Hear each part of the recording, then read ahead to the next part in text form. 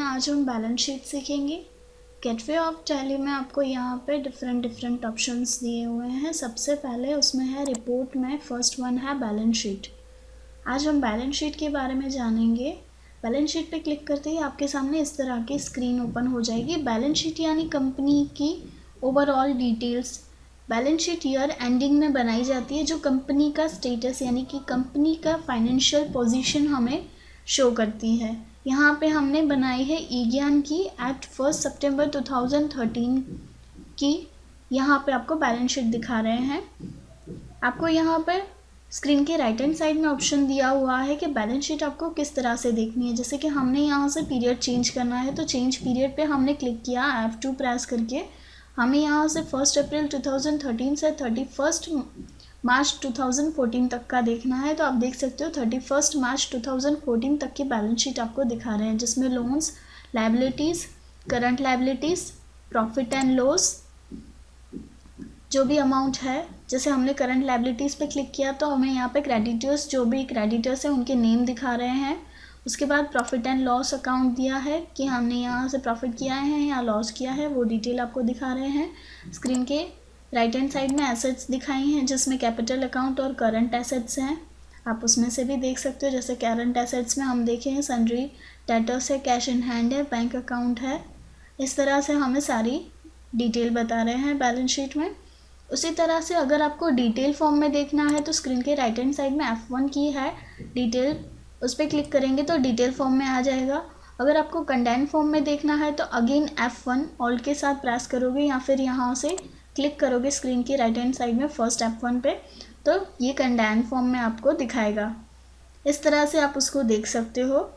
उसके बाद आपको यहाँ पे दिया है ऑप्शन कन्फिगर पे क्लिक करोगे तो आपको यहाँ से कन्फिग्रेशन के ऑप्शन दिए हुए हैं कि आपको किस तरह से बैलेंस शीट देखनी है। जैसे हमने यहाँ से सिलेक्ट की बैलेंस शीट हमें वर्टिकली देखनी है, तो आपको यहाँ पे वर्टिकली दिखा रही है balance sheet.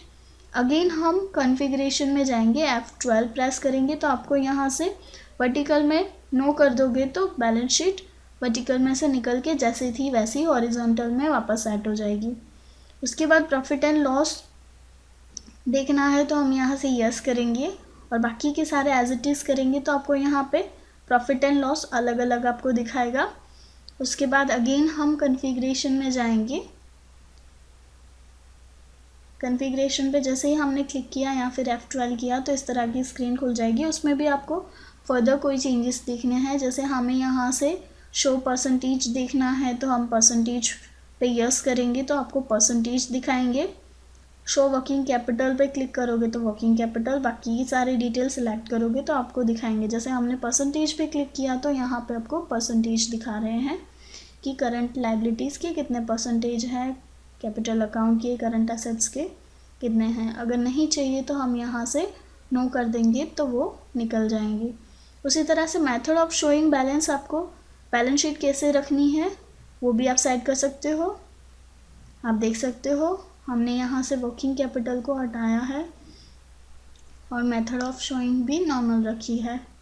Liabilities left side और एसेट्स राइट साइड रखी है। अगर हमें एसेट्स अलग चेंज करनी है तो हम उस तरह से भी चेंज कर सकते हैं। अगेन हम कॉन्फ़िगरेशन में जाएंगे, कॉन्फ़िगरेशन में क्लिक करेंगे और हम यहाँ से एसेट को राइट साइड, एसेट्स को लेफ़्ट साइड और लायबिलिटीज़ को राइट साइड करेंगे। सेलेक्ट करिए ये फॉर्मेट और एक्सेप्ट करवा दीजिए। आप देख सकते हो स्क्रीन के लेफ्ट हैंड साइड में एसेट्स और राइट हैंड साइड में आपको लायबिलिटीज़ दिखा रहे हैं। इस तरह से आप उसको अप्लाई कर सकते हो। जैसा था वैसा करने के लिए आप नॉर्मल यानी कि डिफ़ॉल्ट पे क्लिक कर सकते हो।